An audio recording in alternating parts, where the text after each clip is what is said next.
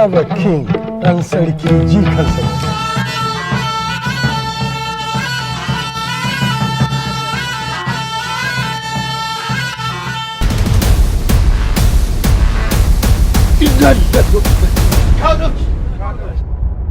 I've decided to relieve Waziri of your duties.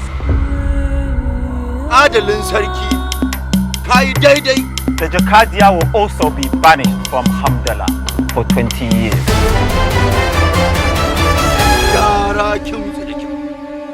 Nobody should see king anymore, except his wives. All praise What? be to Allah. Impossible. And for your protection. You are my grandfather. I'm his brother.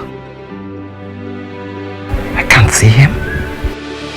How fair is it to allow only his wives access to him, while his brothers and children are not allowed to see him? Promise me that you will never favor anybody. I promise. And promise me that you will act according to the secret of the stew. I promise.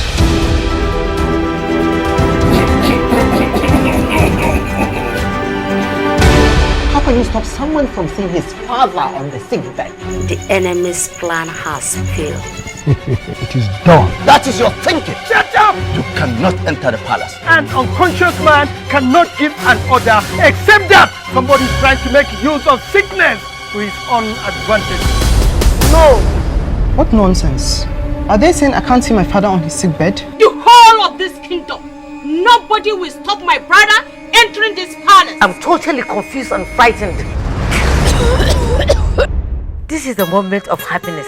No. No, it will never happen.